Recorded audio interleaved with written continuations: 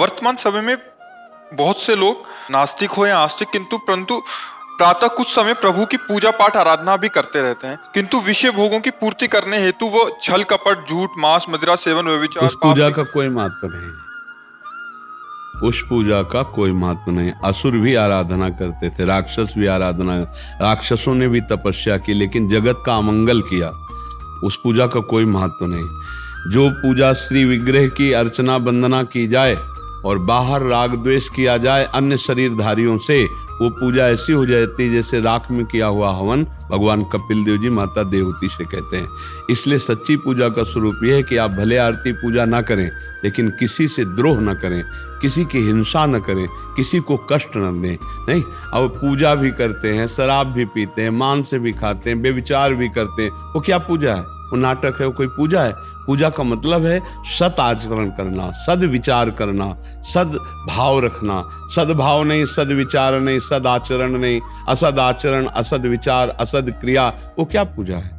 पूजा करने वाले तो बहुत देखे गए जो आसुरी प्रवृत्ति के आचरणों से युक्त थे, उसे क्या लाभ क्या हुआ? पूजा तो राक्षस जन भी करते हैं, नहीं कि ऐसी भारी तपस्या हिरण्यकश्यप ने की कि कोई ऋषि मुनि बिरला ही कर पाएगा, लेकिन परिणाम क्या निकला? वो पूरे जगत के साधु महात्मा और जो धर्मात्मा जन थे उनको कष्ट देने की सोची तो फाड़ के फेंक दिया भगवान ने। सारे वरदान उसके मिथ्या हो गए कि नहीं हो गए? हाँ, तपस्या तो औरों ने भी बहुत की। सुंद कितने बड़े बड़े राक्षस थे जो तपस्या की, लेकिन जगत अमंगल किया। साधुता, भक्ति, भगवत भजन इस बात का है कि परहित सरिस धर्म नहीं भाई। दूसरों को सुख दिया जाए, हमारा व्यवहार, हमारा आचरण पवित्र हो, तब तो भक्ति मानी गई। 1 घंटा ठाकुर जी के सामने तुम बैठकर भक्ति का नाटक किए और बाहर निकलकर छल कपट व्यवहार किए, कुछ नहीं होने वाला, कुछ नहीं हो। जो मूर्ति में ठाकुर विराजमान है वही चैतन्य सब शरीरों में विराजमान है। अगर सब शरीरों वाले ठाकुर जी से आप अभद्र व्यवहार करते हैं, छल कपट करते हैं, तो मूर्ति में ठाकुर जी प्रसन्न होने वाले नहीं, पक्का समझ लीजिए। ये पक्की हमारी बात मान लीजिएगा। जो पूजा पाठ वगैरह कर रहा है और जो वो पाप कर्म कर रहा है, पाप कर्म से उसको उसकी सजा मिलेगी, और जो पूजा पाठ कर रहा है उसका जो पूजा पाठ मानी ही नहीं जाएगी। पाप कर्म की सजा तो होगी, पूजा पाठ मानी ही नहीं जाएगी, क्योंकि भाव से पूजा पाठ होती है। वह धर्माचरण छल कपट करने वाले के अंदर भाव ही नहीं है। भगवान का भोग कैसे लग जाएगा? कैसे माना जाएगा कि ठाकुर जी की पूजा हुई? भाव का भूखा हूं मैं और भाव ही एक सार है, भाव से मुझको भजे तो भव से बेड़ा पार है। भाव बिन सुनी पुकारे मैं कभी सुनता नहीं, भाव पूरित टेर ही करती मुझे लाचार है। जो भाव है नहीं तो पूजा किस बात की? दुर्योधन ने बड़ी पूजा की व्यवस्था की थी ठाकुर जी के भोग राग की, ठाकुर जी ने स्वीकार किया क्या? नहीं, और विदुरानी के यहाँ जाके मांग के खाया और छिल के पाया। सब कोई जानता है इस बात को। उनकी पूजा ही नहीं मानी जाएगी। जो भगवान की आज्ञा के विरुद्ध करे वो भगवान के पूजक हो ही नहीं सकते हैं। हाँ, थोड़ा जो शुभ कर्म कर रहे हैं तो उसका फल भोगना पड़ेगा, पाप का अलग कर्म। अगर भगवान की पूजा बन जाए तो पाप और पुण्य दोनों का नाश होकर वो महामंगल में भगवान की प्राप्ति का अधिकारी हो जाता है। भगवान की सेवा पूजा कोई साधारण बात थोड़ी, लेकिन ऐसे सेवा पूजा नहीं होती। पापाचरण करने वाला पुरुष अगर वो दूसरों के प्रति छल कपट हिंसा का व्यवहार करता है और घर में ठाकुर विराजमान या मंदिर में जाके भोग लगाता है, फूल बंगला बनवाता है, तो हमारे ठाकुर जी स्वीकार नहीं करते। ध्यान रखना, सच्चाई से दूसरों को हित करते हुए, मंगल करते हुए अगर एक चुल्लू जल भी दे दो, पत्रम पुष्पम फलम तोयम, ये में भक्ता प्रेक्षति, मेरे ठाकुर जी प्रसन्न हो जाते हैं। आजकल यही तो लोगों को भ्रम है, भगवान को अर्पित कर देंगे तो हमारा रुपया भी पवित्र हो जाएगा, हम भी पवित्र हो जाएंगे। महाराज जी जैसे कहते हैं कि जो भी आपकी कमाई है अगर 10% धार्मिक काम में जा रहा है, हाँ, तो जो 10% जिसको देगे वो भी नरक जाएगा, तुम भी नरक जाओगे। अधर्म के पैसे से कभी भी धर्म नहीं हो सकता। ये 10% देने की बात आई धर्म से कमाने में, कि आपने धर्म से 4 रोटी कमाई, भैया 3 में तुम गुजारा कर लो, 1 किसी को पवा दो। धर्म से, अधर्म से नहीं, अधर्म से नहीं। ऐसा तो नहीं हमने आज तक शास्त्र में पढ़ा है, और कहीं किसी को लिखा मिले तो हमें दिखा देना। बचपन से बहुत से शास्त्रों का स्वाध्याय हुआ, बड़े संत महापुरुषों का संग हुआ, आज तक हमने ऐसा कभी नहीं पढ़ा। कि पापाचरण से किए हुए कर्म या धर्म जो धनादि लिया जाए, दूसरे की हिंसा करके, छल कपट करके, बेविचार करके, मांस मदिरा आदि के सब नाना प्रकार के कुकर्माचरण करके तुम कुछ दान पुण्य कर दोगे या धर्म में लगा दोगे तो तुम पवित्र हो जाओगे, ऐसा नहीं। एक उपाय है, अपिचेत सुदुराचारो भजते माम अनन्य भाग साधुरेव समंतव्या सम्यक व्यवसिता। ऐसा आज सत्संग सुना और आज मुझे पश्चाताप हुआ कि मैं बहुत गलत हूं। अब मेरा उपाय क्या हो सकता है मंगल होने का? तो आया भगवान की शरण। तो हे प्रभु अबलो नसानी अबना न सही हो, आज तक गलत किया अब नहीं करूंगा, राधा राधा राधा पक्का मंगल हो जाएगा। ऐसा नहीं कि तुम रोज पापाचरण करो और 10% संतों को देते जाओ और धर्म में देते हो तो उन संत भी खोपड़ी फोड़ेंगे आपस में। पक्का पक्का संत भी खोपड़ी फोड़ेंगे आपस में, संत भी कलह अशांति में फंस जाएंगे और वो तो नरक जाएगा ही और नरकगामी बना देगा दूसरे को। जैसा धन होता है वैसे ही मन बनता है। ये क्या हुआ? ये ऐसे नीच पुरुषों के द्वारा दिया हुआ धन और उनके द्वारा किया हुआ भंडारा, तो अन्न खा के देखो आगे नीचता। अधर्म के द्वारा कमाया हुआ धन कभी भी धर्म नहीं हो सकता। धर्म से कमाए हुए धन का 10 दान करे, वो बात हम मानते हैं कि गौशाला में दे दिया, संतों को पवा दिया, अपनी मेहनत की कमाई से। हराम की कमाई, बेईमानी की कमाई जहां दोगे वहां बुद्धि भ्रष्ट कर देगा, वहां बुद्धि भ्रष्ट कर देगा। पक्की बात समझ लेना। कभी भी विष अमृत नहीं हो सकता, विष विषय रहता है। तो ये जो विषवत आचरण करके कमाया गया धन है, ये विष के समान है। हमारे पास जब कोई अधिकारी जन आते तो उनसे यही प्रार्थना करते हैं कि आपसे बस हमारी यही प्रार्थना है कि आप अधर्म का धन मत लेना। पारुल जी लखनऊ से। श्री हरिवंश गुरुदेव, आपके चरणों में कोटि कोटि प्रणाम। महाराज जी, आत्मा का महत्व बताया गया है, किंतु क्या जिस शरीर में आत्मा का निवास होता है उसका कोई महत्व नहीं है? आत्मा का महत्व बताया गया, शरीर का महत्व नहीं। कैसे? मतलब कैसा प्रश्न है आपका? मेरा प्रश्न है मतलब कि आत्मा हाजर, हमारे आत्मा ही महत्व बताया गया है कि हाँ आत्मा ही सब कुछ करती है, आत्मा ही। देखो पहली बात तो आत्मा करता है, वो कुछ नहीं करते, अभी जानती नहीं हो। आत्मा अकर्ता है, उसमें कोई क्रिया नहीं है। क्रिया है शरीर में, जैसे लोहे के कुछ कण डाल दो और पर्दे के पीछे चुंबक हो तो चुंबक का प्रभाव लोहे में हलचल पैदा कर देगा।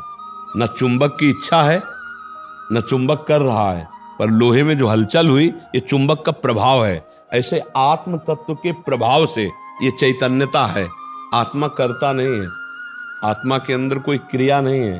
अब ये शरीर मिला है, उसी आत्मा ने भ्रम से चाह कर लिया, नाना प्रकार की चाहों में फंसने के कारण वो इन शरीरों में फंस गया। जैसे आप अपने को स्त्री मानते हैं, हम अपने को पुरुष मानते हैं, तो ना ये हम पुरुष है ना स्त्री है। और इसमें जो चैतन्यता हो रही है वो अचाह आत्मा के प्रकाश से हो रही है, वो करता नहीं है पर हो उसी से रही है। और ये शरीर जो है उसी भगवत तत्व से ही है। जैसे पंचभूत कहे गए ना, तो पंचभूत क्रम से जाओ। जैसे शरीर पंचभूतों से बना तो पंचभूत किससे बने, फिर वो किससे बना, तो जब आखिरी में पहुंचोगे तो परब्रह्म परमात्मा ही है। अर्थात परब्रह्म परमात्मा ही सब रूपों में विराजमान है। तो ये कि शरीर का महत्व क्यों नहीं है? शरीर का तो बहुत बड़ा महत्व है। बोलो, शरीर का महत्व नहीं? शरीर ना हो तो हम बोल नहीं सकते, शरीर ना हो तो हम भजन नहीं कर सकते, शरीर ना हो तो हम कोई क्रिया नहीं कर सकते। पर इस शरीर का महत्व है सदाचरण करने का। अगर बुरे आचरण किए जाएं तो देखो इसी शरीर को यहाँ फांसी दे दी जाती है, इसी शरीर को गोली मार दी जाती है, इसी शरीर को दंड दिया जाता है। तो शरीर का महत्व है सदाचरण करने से, और आत्मा का महत्व है उसको पावर देने से। वो पावर है, आत्मा एक पावर है जो इस शरीर को पावर दे रही। 3 शरीर है, एक स्थूल शरीर और इसी के अंदर एक सूक्ष्म शरीर और उसके अंदर एक कारण शरीर। तीनों शरीरों से क्रम से क्रिया हो रही। जैसे स्वभाव के अनुसार चिंतन बना और चिंतन के अनुसार क्रिया हुई। अब अज्ञानी जीव है तो समझ पाता नहीं, लेकिन ये 3 शरीरों में जो पावर आ रहा है वो आत्म तत्व का आ रहा है। समझ पा रहे हो? अब कैसे समझ पाओगे? अब ये बड़ा सूक्ष्म विषय तुमने प्रश्न किया, इसलिए कभी ऐसा एकांत में सोचा है कि तुम शरीर नहीं हो? सच्चाई से बताना। नहीं सोचा? तभी हम रुक जाते, कैसे समझोगे इस बात। तो अब चूंकि आप अब अज्ञान की धरा से प्रश्न कर रहे हो, पर उसका उत्तर होगा तो ज्ञान की धरा का ही तो होगा। शरीर का महत्व है, लेकिन अच्छे आचरणों का, अच्छे आचरण इससे बन जाए इसीलिए महत्व है, नहीं इसका कोई महत्व नहीं। अभी 4 दिन बाद इसको 40 किलो 50 किलो लकड़ी के ऊपर रखकर जला दिया जाएगा या फेंक दिया जाएगा, किसी माटी गड्ढे में दबा दिया जाएगा। ये महत्व इसका होना है। इससे भजन बन जाए, सदाचरण बन जाए, परोपकार हो जाए तो इसका महत्व है, नहीं इसका कोई महत्व नहीं। ये मलमूत्र बनाने की मशीन है। चाहे जितना बढ़िया जूस पियो, दूध पियो, वो मूत्र बन जाएगा। चाहे जितना बढ़िया पदार्थ पाओ, सोच बन जाएगी। ये तो यहाँ इसका फेंक, और इससे एक काम हो सकता है, दूसरे का उपकार करते हुए भजन कर लो तो आप देवता बन सकते हो, आप भगवत धाम जा सकते हो। और अगर गलत आचरण हो गए तो आप नरक जा सकते हो, दुर्गति प्राप्त कर सकते हो। इसका महत्व ना होता तो आप मिलने किससे आए हो? शरीर से तो मिलने आए हो, आत्मा से मिलने की जरूरत थोड़ी होती है। आत्मा तो जो हमारी है वही तुम्हारी है। आत्मा 100-200 थोड़ी है। आत्मा 100-200 नहीं, आत्मा एक ही है, एक आत्मा है। करोड़ घड़े रखे हों, उनमें करोड़ सूर्य दिखाई दे रहे हो तो करोड़ सूर्य है क्या? सूर्य तो एक है, ये घड़े हैं। ऐसे आत्म तत्व, परमात्म तत्व एक है। जो आपकी आत्मा वही हमारी आत्मा, शरीर अलग अलग है। तो आप मिलने शरीर ही भाव से तो आए हो। तो शरीर का महत्व ना होता तो आप मिलने कैसे आती? आत्मा से मिलने की जरूरत तो चल के नहीं है, वो तो आपकी आत्मा है। जो हमारी आत्मा है ना वही आपकी। जैसे मान लो हाइड्रोजन में बिजली और इसमें बिजली, बिजली तो एक ही है ना। यंत्र के कारण अलग अलग है, एक प्रकाश दे रहा है, एक ठंडा दे रहा है, लेकिन पावर तो दोनों में है ना, एक ही। बिजली तो एक है। अगर वो दोनों बात करें आपस में तो ये कहेंगे हम एक ही से संचलित हैं, नहीं कहेंगे। ऐसे ही हम तुम सब एक ही परमात्मा से संचलित हैं। उसी को आत्मा कहते हैं, उसी को परमात्मा कहते हैं। ये यंत्रों के कारण स्वभाव अलग अलग है। कोई कड़ुआ बोलता है, कोई बुरा आचरण करता है, कोई अच्छा आचरण करता है, कोई महात्मा है, कोई दुरात्मा, लेकिन सब में पावर एक है, पावर आत्मा और ये शरीर।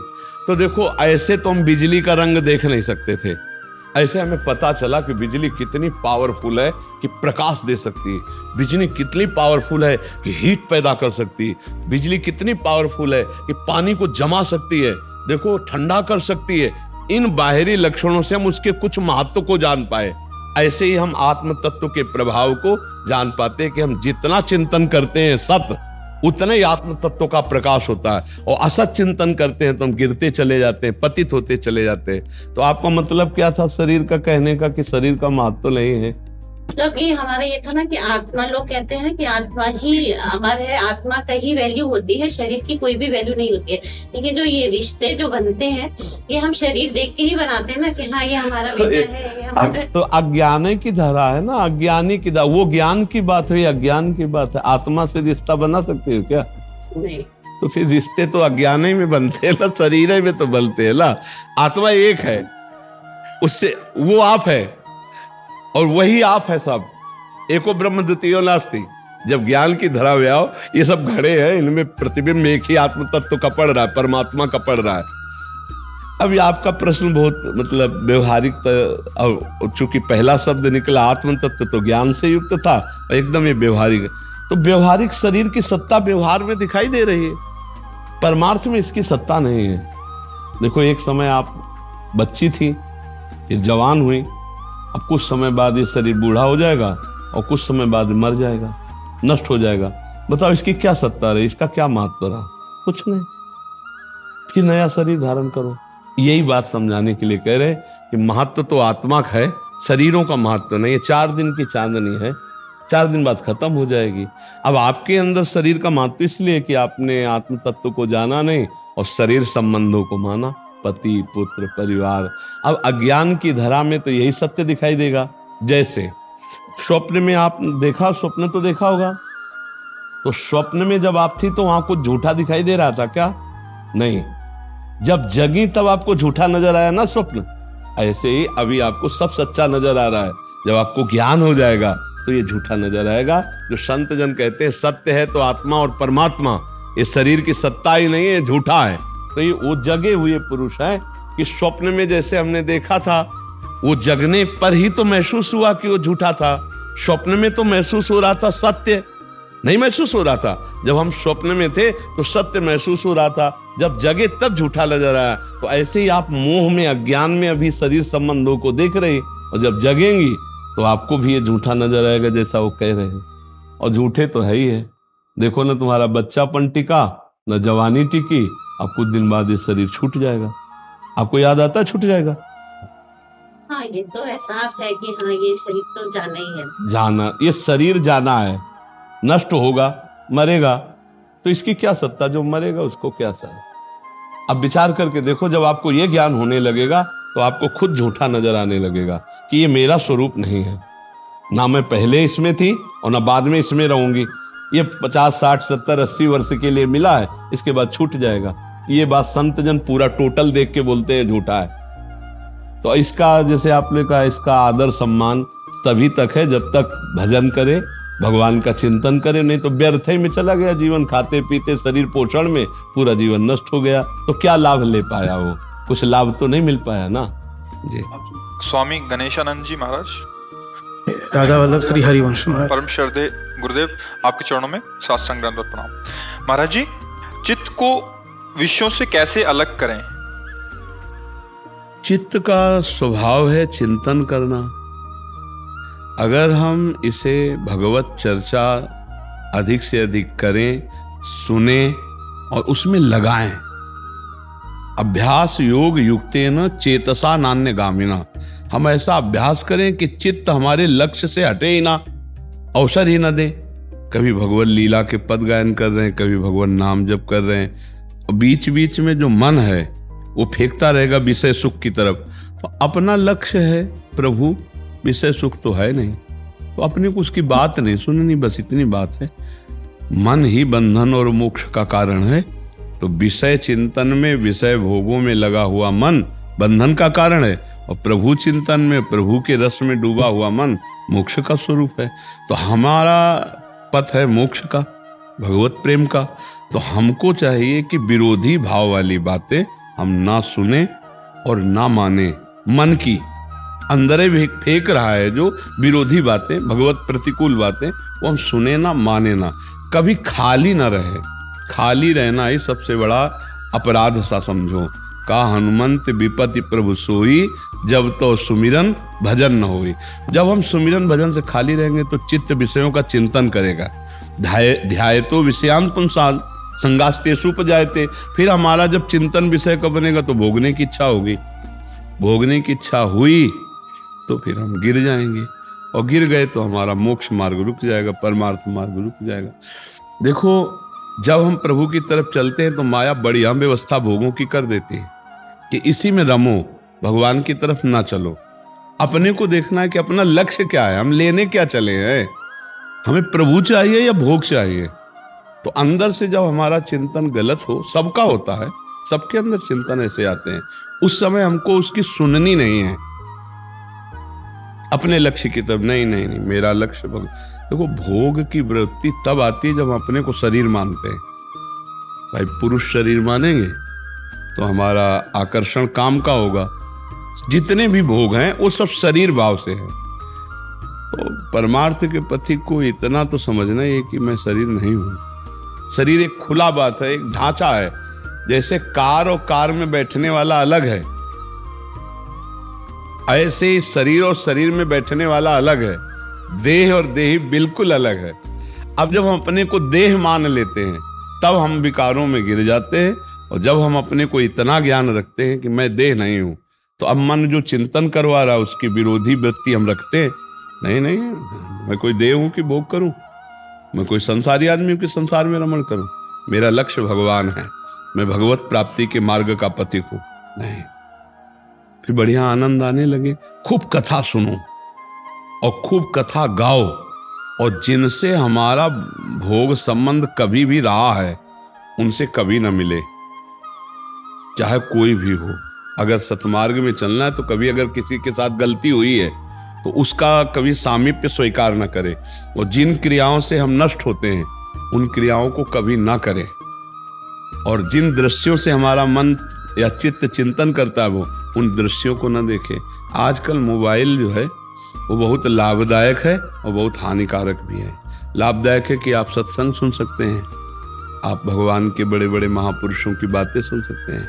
और हानिकारक है कि आप गंदे से गंदे दृश्य भी देख सकते हैं।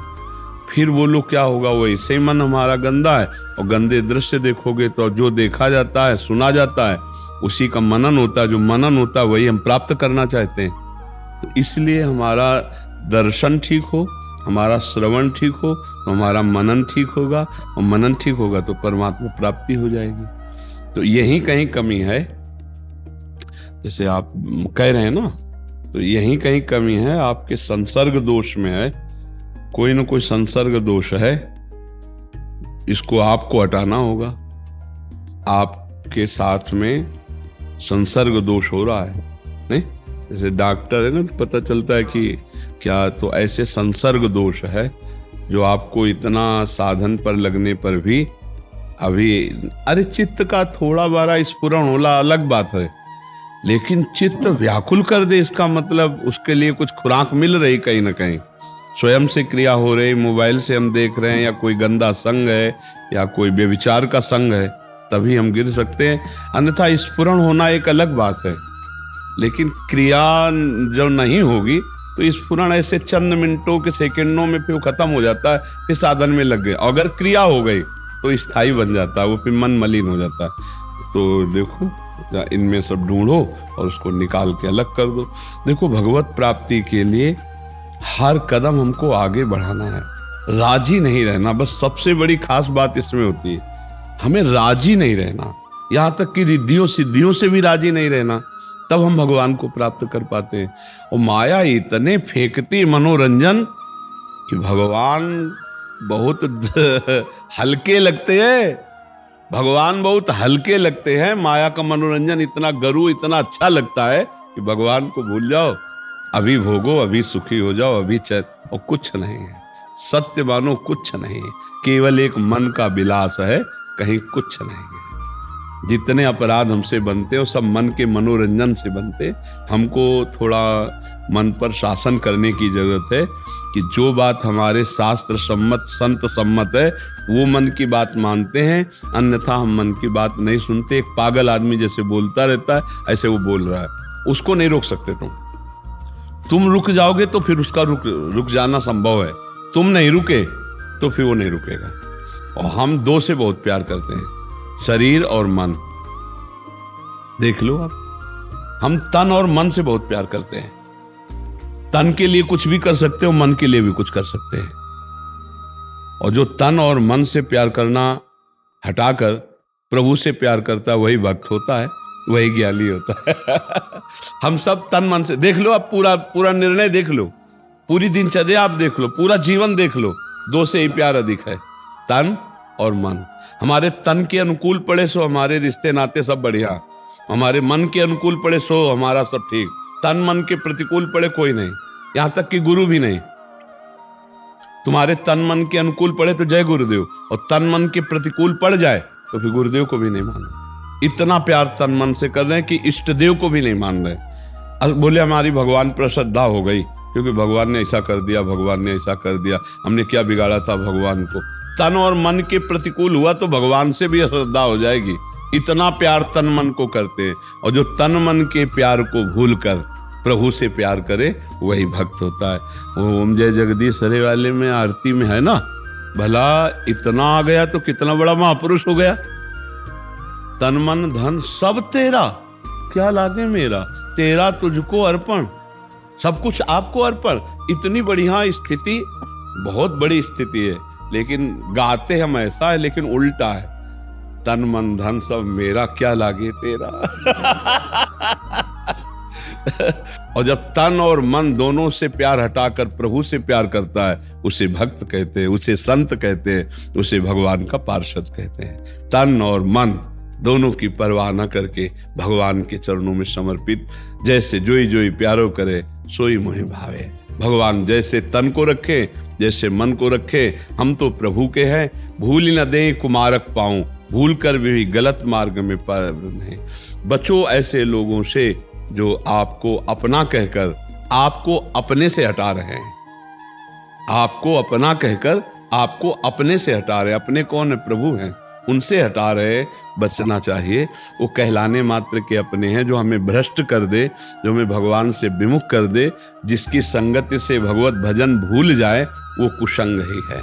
जाके संग कुमति मति उपजय, करत भजन में भंग, तजोरि मन हरि विमुखन को संग। तो बस ये सावधानी रखी जाए। कोई संसर्ग है क्या आसपास कुछ? हम तो मिशन में है, सेवा की एक प्रवृत्ति में है, स्कूल वगैरह देखना पड़ता है। हाँ, मतलब देखो, सेवा में तो सबको ही रहता है। सेवा तो चाहे गृहस्थ हो चाहे विरक्त, तो सबको करनी पड़ती है। अब अपने भी तो सेवा ही तो कर रहे हैं सुबह से। हमको अपना ये ध्यान रखना कि मैं हूँ कौन और मेरा लक्ष्य क्या है। सेवा तो हम सब करेंगे, माताएं बहनें परिवार घर सब आते हैं, सबसे मिलना है, लेकिन हमारा लक्ष्य क्या है? हम हैं कौन? हमारा लक्ष्य है प्रभु, हमारा उद्देश्य है सबको प्रभु में रंगना। तो सबके रंग में हमें नहीं रंग जाना, हमको अपने रंग का सबके ऊपर प्रभाव डालना है। तो फिर हमें कोई परास्त नहीं कर सकता। और कोई ऐसा अगर है अभी कि वो हमारे ऊपर रंग डाल सकता है, तो हमें बचना चाहिए। हमें अपना रंग डाल देना है, लेकिन किसी का रंग हम पे न चढ़े। ये तो हुई सधुवई, साधुता। और जहां जैसा आया वैसा रंग हमारे ऊपर चढ़ गया, ये है संसारिकता। तो हमारे ऊपर रंग न चढ़ने पावे किसी का। मान लो आप अस्पताल में हो तो बहुत से मरीज आते हैं, डॉक्टर हैं, नर्स हैं, बड़ी सब सेवाएं हैं, बड़ा कार्य, बड़ा मंगलमय कार्य है। पर आपको अपने लक्ष्य पर दृढ़ रहना है, मेरा लक्ष्य क्या है। नहीं तो कहीं भी वो आप भ्रष्ट होने के लिए गुफा में भी एकांत में किसी के बिना संयोग के आप अपने आप से अपने आप में भ्रष्ट हो जाओगे। और भ्रष्ट ना होने का लक्ष्य हो तो बीच समाज में बना रहे रात दिन, तो भी वो पवित्र बना रहेगा। अपने विचार से हम भ्रष्ट होते हैं, अपनी कमजोरी ही हमको गिराती है। यदि हम अपने को पक्का रखें तो कहीं भी, जैसे बाजार हमें जाना है, अब हमको लेना अगरबत्ती ठाकुर जी के लिए, तो आसपास मांस बिक रहा है दुकानों में, कहीं कुछ बिक रहा है, हमें किसी से मतलब नहीं, नजर झुकाई अगरबत्ती की दुकान में चले गए, क्योंकि हमारा लक्ष्य नहीं है ना। ऐसे अगर हमारा लक्ष्य नहीं है संसार के भोग, तो कहीं भी हो हमें कोई गिरा नहीं सकता। और लक्ष्य है हमारा अगर संसार का भोग, तो फिर कहीं भी हो हम गिर जाएंगे, एकांत में भी हो तो हम गिर जाएंगे, अपने हाथ से अपना नाश कर लेंगे। इसलिए हमें लगता है सावधान रहा जाए और चित्त को इस जन्म में भगवान में लगा दे तो हमारा काम बन जाए। महाराज आप आशीर्वाद दीजिए, भगवान में लग जाए बस महाराज जी, एकदम उसी के लिए आए हूँ महाराज जी, और आपके चरणों में इसीलिए आए हैं महाराज जी, पूर्णतः लगे। यह आपके ऊपर कृपा है भगवान की, जो भगवान में लगे हो, बस और थोड़ा समेट ले। देखो अपने लोग क्या कि खुद पता है हमको कि हम कहाँ कमजोर हैं, नहीं, उसको हमें त्यागना है। हमें लोगों को इतना ज्ञान भगवान तो दिए सबको ना, कि हम कहाँ कमजोर हो रहे हैं, कहाँ हम फिसल रहे हैं, कौन सी कमी हमारी जो हमको चढ़ने नहीं दे रही अध्यात्म की ऊंचाई में।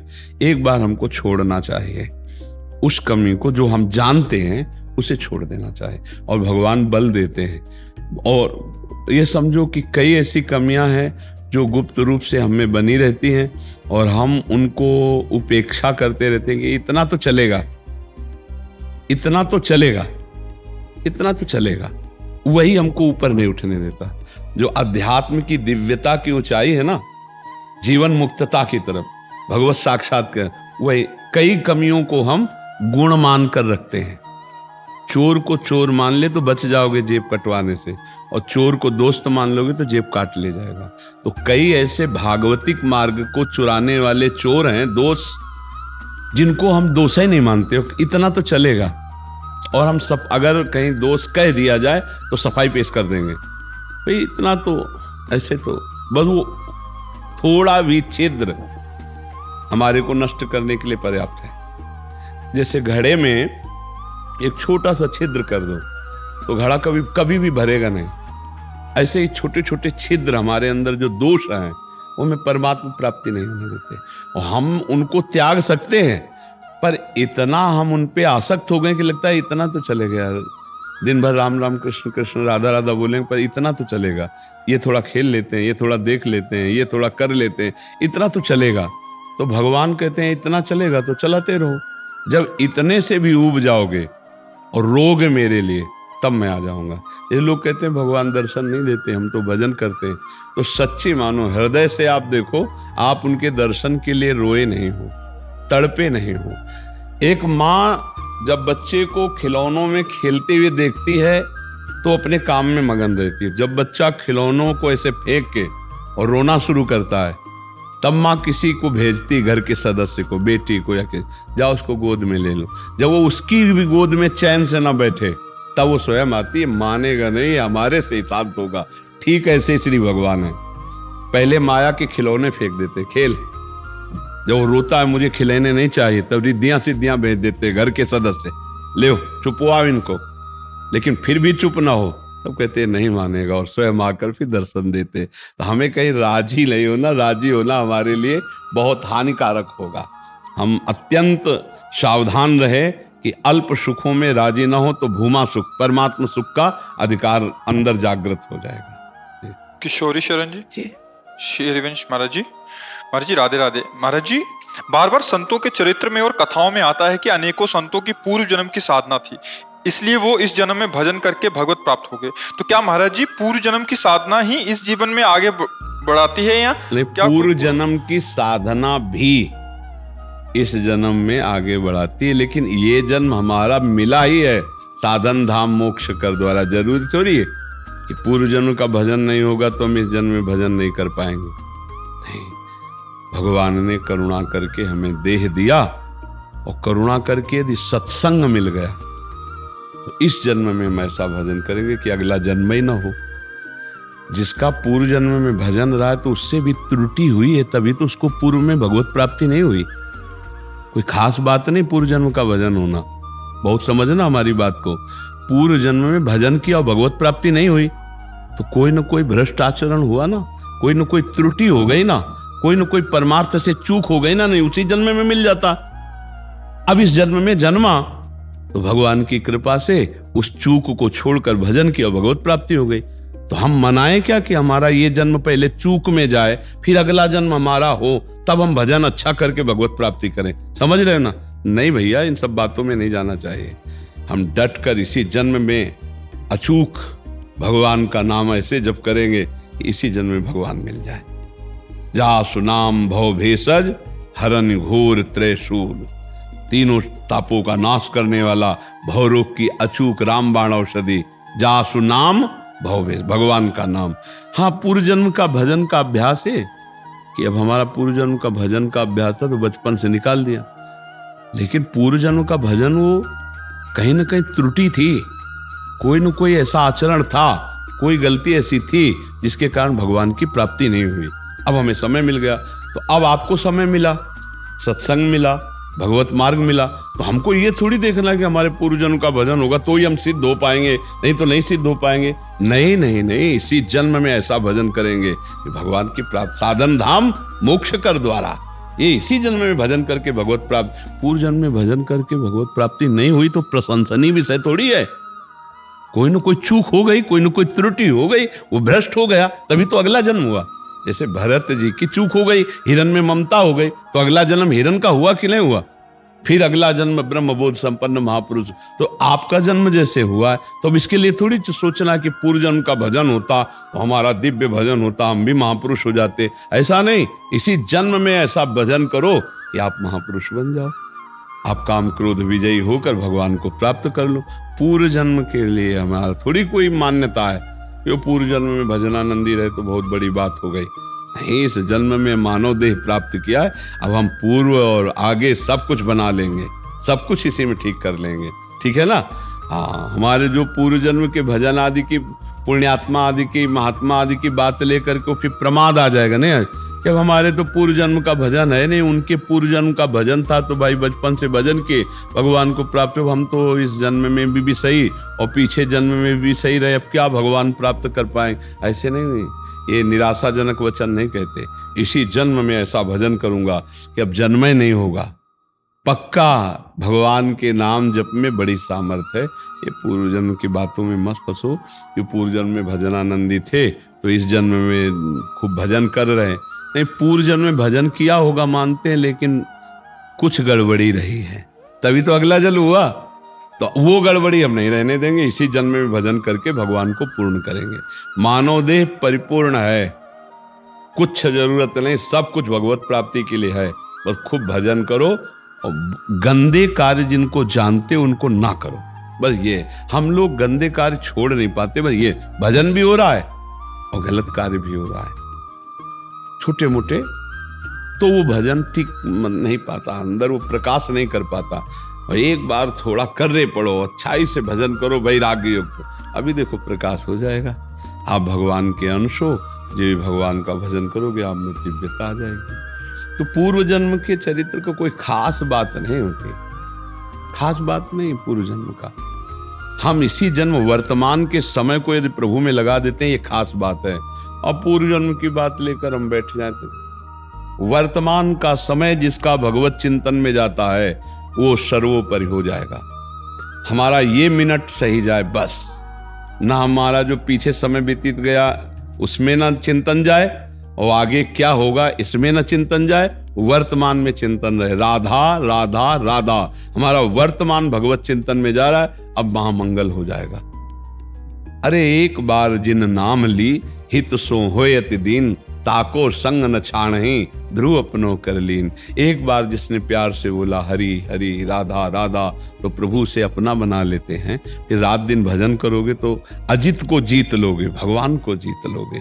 ये इन बातों में न जाए कि ये तो जैसे आपने कहा पूर्व में तपस्या भजन करके ऐसे ऐसे, हमें जहां से सत्संग मिला वहीं पकड़ ले तो हमको भी वही गति प्राप्त हो जाएगी। हमको वो करने की जरूरत रही, उनको करना पड़ा है इसलिए कि उनको जगत मंगल के लिए सब अनुभूतियां, तभी तो आपका उत्तर यहां से निकल पा रहा है। अगर अनुभूतियां ना हो तो केवल शास्त्र पढ़ने से आपको तसल्ली नहीं होगी, उत्तर मिलने से, अनुभूतियों के साथ उत्तर। तो पूर्व जन्म के विषय को लेकर, पूर्व के विषय को लेकर हम वर्तमान को ना तो अभिमान करते हैं और न निम्न बनते हैं। कल तक हम पापी रहे लेकिन आज भगवान की शरण में, अब हम नहीं मानेंगे कि मैं पापी हूं, नहीं। भगवान कहते हैं ना अपचित दुराचारो भजते माम अनन्य भाग।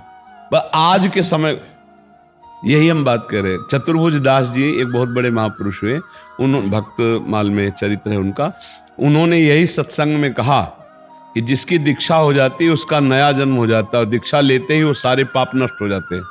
तो एक चोर ने ये बात सुनी, बहुत चोरी किए था, हिंसा किए था, वो उनके पास गया और कहा महाराज आप जो बात कह रहे हैं वो सत्य है? बोले हाँ परम सत्य है। बोले मैं चोर हूँ, बहुत सी चोरी की, कत्ल किया है, हिंसा किया है, मैं दीक्षा ले लूंगा तो मेरा नया जन्म हो जाएगा और पूर्व सब पाप नष्ट हो जाएंगे। बोले पक्का? तो बोले मुझे दे दो। तो उसकी सत्यता देखकर प्रसन्न हो गए कि अपना परिचय दिया कि मैं चोर हूँ, हिंसक हूँ, दीक्षा दे दी। अब एक दिन वो जो चोरी करके भागा था वहां सत्संग में आके बैठा था ना, उसने, सेठ ने देखा कि मूड़ मुड़ाए, तिलक लगा, ये तो चोर है। अरे चोर चोर चोर, उसको पकड़ लिया गया, राजा के पास ले गए। बड़ा प्रसंग हम सारांश में बता रहे। राजा ने कहा तुमने चोरी की? बोले इस जन्म में चोरी नहीं की। सेठ ने कहा इसी ने चोरी की है, ये कह रहा, झूठ बोल रहा है कि इस जन्म में चोरी नहीं की। तो वहां एक वो दिखाया जाता था सत्य को प्रमाणित करने के लिए, तो एक जलता हुआ लोहे का फार उसके हाथ में से रखा है और 7 कदम चल दे, अगर जलेगा नहीं तो सत्य बोल रहा है। तो उसने कहा गुरुदेव ने कहा था कि दीक्षा लेने के बाद नया जन्म हो जाता है, इस जन्म में मैंने चोरी नहीं की। ये जोर से बोला और अंदर से कि गुरुदेव ने कहा था कि दीक्षा लेने पर नया जन्म होता है। और 7 कदम चला, बोला और चलें? बोले नहीं अब फेंक दो। फेंक दिया। अरे बोले इस सेठ को फांसी दो, वैष्णव के प्रति दोष करता है। तो बोले इनको भी मत फांसी दो। क्यों? बोले ये भी सत्य कह रहे। बोले ये सत्य कैसे कह रहे? बोले ये इसलिए सत्य कह रहे कि मेरी दीक्षा हुई है तो मेरा जन्म हुआ, लेकिन दीक्षा के पहले मैं चोर ही था, मैं हिंसा ही करता था। अब दीक्षा हो गई तो नया जन्म। समझो, वर्तमान में यदि विश्वास हो जाए तो इसी जन्म के पूर्व का सारा पाप नष्ट हो जाता है। तो हमें वर्तमान में देखना है कि आज मुझे सत्संग मिला, आज मैं राधा राधा जप रहा हूं, अब मैं पापी थोड़ी रहा, अब तो मैं भगवान का जन हो गया हूं। भगवान को इतना थोड़ी कि इतनी संख्या का भजन हो गया तो बड़े महात्मा, और इतनी कम संख्या का भजन हुआ तो छोटे महात्मा। भगवान जानते हो क्या देखते? अपनापन। अगर भगवान को आपने अपना मान लिया, भगवान के सिवा आपके हृदय में किसी के लिए स्थान ना हो, जैसे मीरा जी कहते मेरे तो गिरधर गोपाल दूसरों, इससे बड़ा कोई तप नहीं। और ये भगवान के भजन से होता है। जितना भजन करोगे तो भगवान प्यारे लगने लगेंगे। ये तो पूर्व जन्म की बातों की तरफ तो देखो मत ही। पूर्व में हम पापी रहे कि पुण्यात्मा रहे, हमें क्या मतलब, भगवान ने ये जन्म हमको दिया, मानो दे कृपा करके।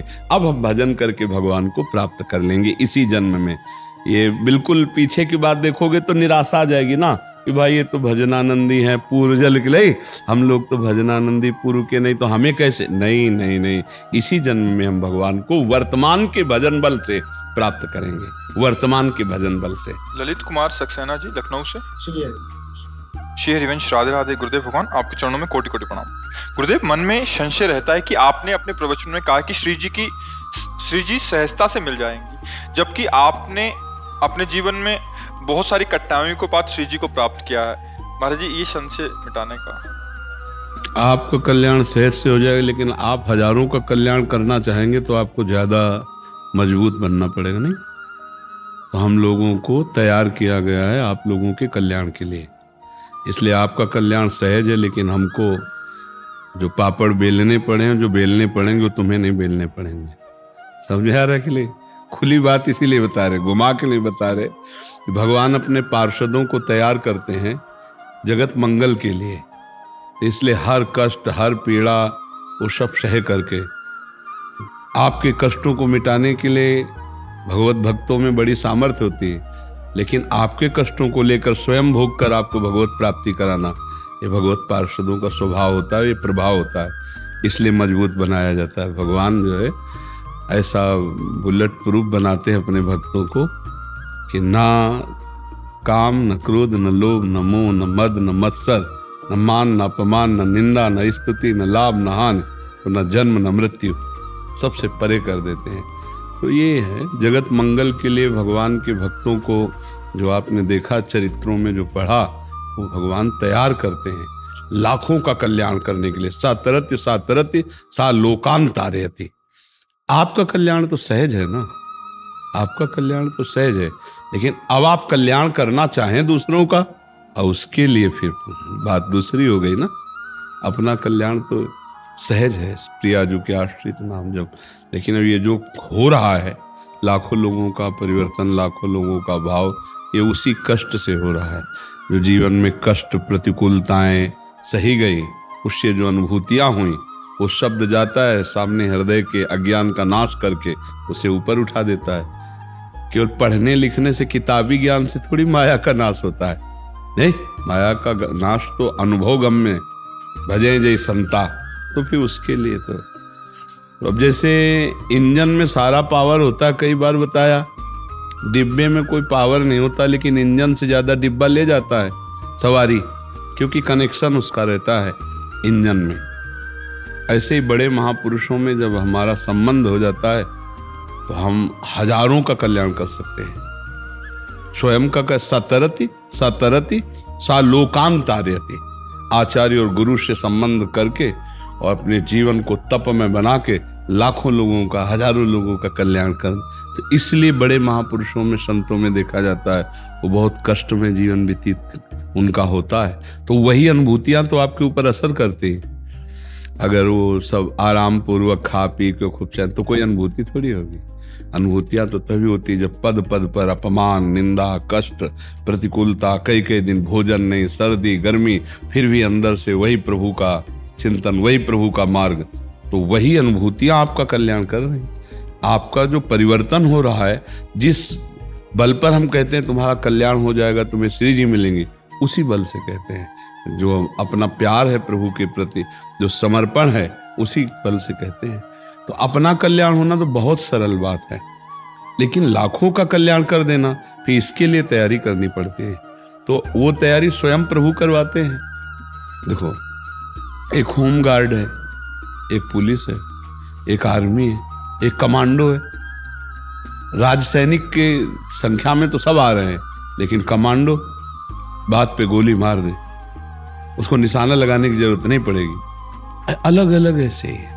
अपना कल्याण करने के लिए साधारण भक्ति से चलना, ऐसे चलना, और लाखों लोगों के माया विध्वंसक भाव पैदा कर देना, माया का नाश करके परमात्मा, ये उन संतों का जिन्हें भगवान कस करके मजबूत करते हैं, इसलिए ऐसा है। समझ पा रहे हैं आप? तो महाराज जी हमें वो कठिन साधना करने का अब वो नहीं रहा। कर ही नहीं सकते ना आप कर ही नहीं सकते, कैसे कर सकते हैं? आपके पास सुख सुविधा, आप कैसे कर सकते हैं?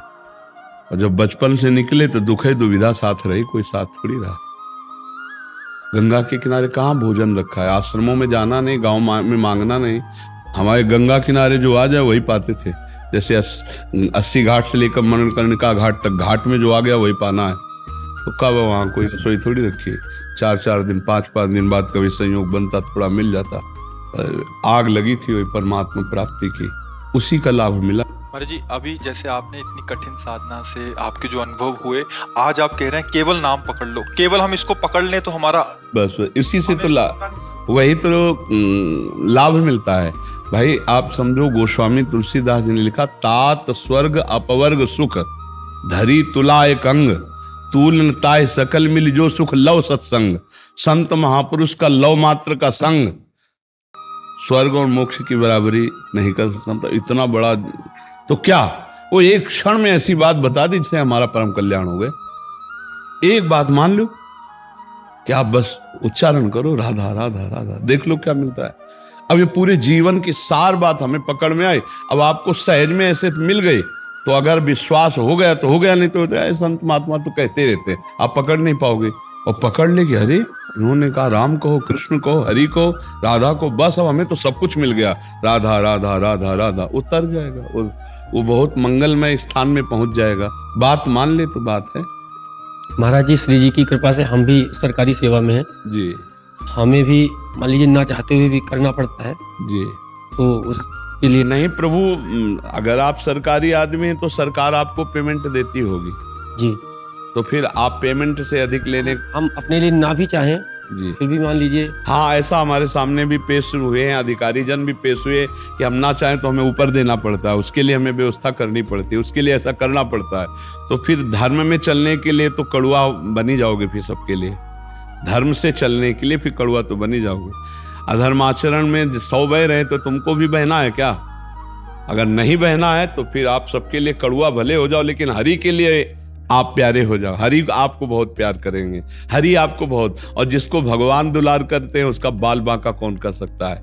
ये संसार नहीं, ये अधर्म का पैसा बिल्कुल ठीक नहीं है। पक्का मान लो ये वो विष है, जब तक तुम खर्चा नहीं करोगे तब तक तो चैन, और जिस दिन तुम उसका प्रयोग शुरू कर दिए तो वो तुम्हारे परिवार में अशांति पैदा कर देगा, तुम में कोई ना कोई घटना पैदा करेगा जिससे आप दुख भोगोगे। पक्का समझ लो, आज हमारी बात लिख लो, कल आप इसका अनुभव कर लेना, क्योंकि हम शास्त्र सम्मत बात कहते, कोई मनमानी नहीं कहते। हाँ, एक बार एक अधिकारी जन आए थे, वो कुछ फल वल लाए थे, तो हाथ जोड़ के उनसे यही कहा था वीडियो पर कि आप मत लाना, आप ये वस्तु मत लाना, क्योंकि आपको जो पेमेंट मिलती है आप उससे परिवार चलाओ।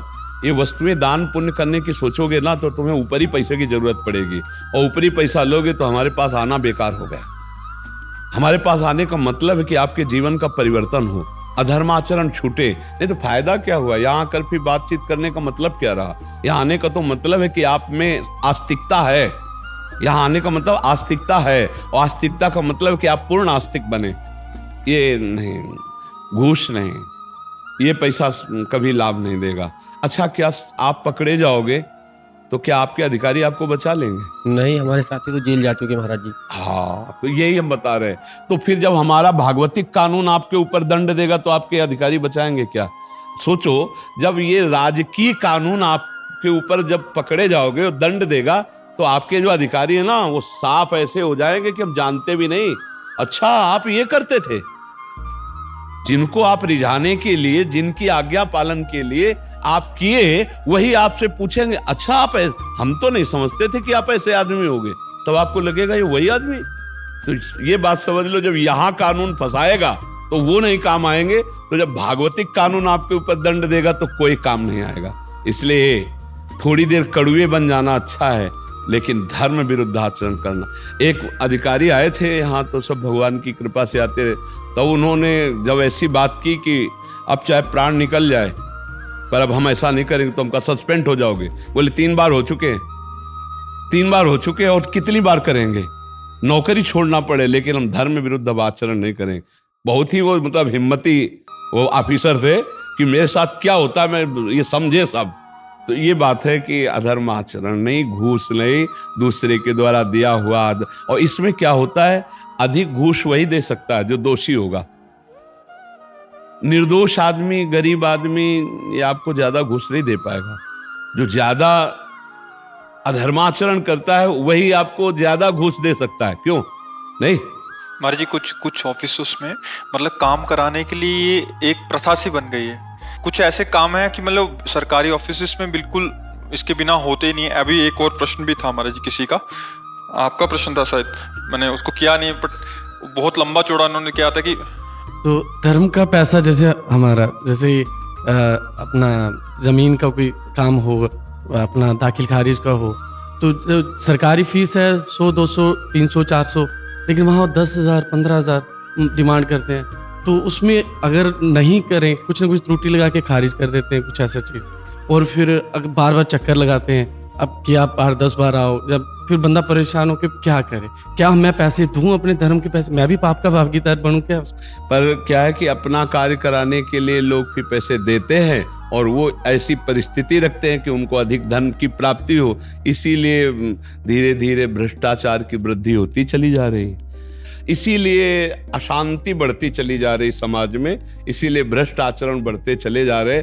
आज हमारी मानसिक बुद्धि केवल धन पर लगी हुई है। कैसे धन, अच्छा धन से ही सब सुख मिल जाते हैं क्या? धन से कार खरीद ली, सब व्यवस्था कर ली, और जब कार में एक्सीडेंट हुआ और मर गए तुम, तो किस काम में आया तुम्हारा धन? और तुम्हारा वो कार किस काम में आई? और किस काम में नाना प्रकार का बैंक बैलेंस और भोग विलासिता आई? आदमी ये नहीं सोचता है। खड़ी खड़ी महंगी कार में आग लग गई, अंदर ही जल के भस्म हो गए हो, ये नहीं सोचता है कि दूसरे के प्रति जो हमारा दुखद बर्ताव है। मान लो एक आदमी है, वो 500 में जब काम चल जाता है और आप उसके 15,000 ले रहे हैं, 20,000 ले रहे हैं, तो फिर अधर्म पूर्वक हुआ ना। अब वो जोड़ जोड़ कर आप खरीदोगे कार या कोई व्यवस्था करोगे, वो व्यवस्था ही आपको खा जाएगी, वो व्यवस्था ही आपको कष्ट दे देगी। महाराज ये खत्म हो सकता है क्या? ये खत्म हो सकता है जब सबके अंदर अध्यात्म जागृत हो तभी हो सकता है, अन्यथा नहीं हो सकता। अध्यात्म जब तक नहीं जागृत होगा, भगवान का भय नहीं होगा, धर्म का भय नहीं होगा, तब तक ये खत्म होने वाला नहीं। जब किसी को ये डर हो कि भगवान है कोई, धर्म का भय, और ये भय हो कि ये दुर्गति कर देगा हमारा धन, पक्का समझो कोई कितनी भी घूस ले ले, घर परिवार में यदि कलह और अशांति न पैदा हो जाए तो बताना, देख लेना। अधर्म का धन कभी सुख नहीं प्रदान कर सकता, ये दिमाग में नहीं बैठता। जिस समय हाथ में रुपया आता है तो ये लगता है बड़ा सुखद है, हम जो चाहे खरीद सकते हैं, जो चाहे कर सकते हैं, लेकिन वही तुम्हारे दुख का कारण बनेगी, वही तुम्हारे नाश का कारण बनेगी संपत्ति जो अधर्म के द्वारा ली। इसे डरो, धर्म का 100 रुपया तुम्हारे लिए बहुत सुखद रहेगा, अधर्म का 1 करोड़ तुम्हारे लिए बड़ी हानि पैदा कर देगा, वो 1 करोड़ बड़ा दुख देगा, समय पर देख लेना। अब ये बात चूंकि वर्तमान में मिल रहा है, इसलिए कोई भविष्य के लिए देखता ले, उसको लगता है इसी से भविष्य अच्छा बनेगा, क्योंकि हम बढ़िया मकान बना लेंगे, बढ़िया गाड़ी खरीद लेंगे, बढ़िया सुख सामग्री, लेकिन इस कर्म का जब फल आएगा तो सब सुख सामग्री नष्ट भ्रष्ट हो जाएगी। अब आ गया हृदय में सूचना आ गई कि आपके कैंसर हो गया, अब क्या? गाड़ी सुख देगी कि घर सुख देगा कि रुपया? बोले 4थी स्टेज पर है, अब मरने के लिए तैयार हो जाओ। भजन किया नहीं, धर्म किया नहीं, तो हृदय में ऐसे हर क्षण मरता है वो, हर क्षण मरता है वो, बात समझ लो। और चैन से सुखपूर्वक नमक रोटी खा रहे हो, राष्ट्र की सेवा कर रहे हो, धर्म से चल रहे हो, स्वस्थ शरीर, स्वस्थ बुद्धि, घर आए बड़ा प्यार भरा जीवन है, इससे बढ़िया शांति क्या है? कलह, अशांति, दुख, रोग, शोक, चिंता, भय, ये अधर्म आचरण करने वालों को भोगना ही पड़ता है जी।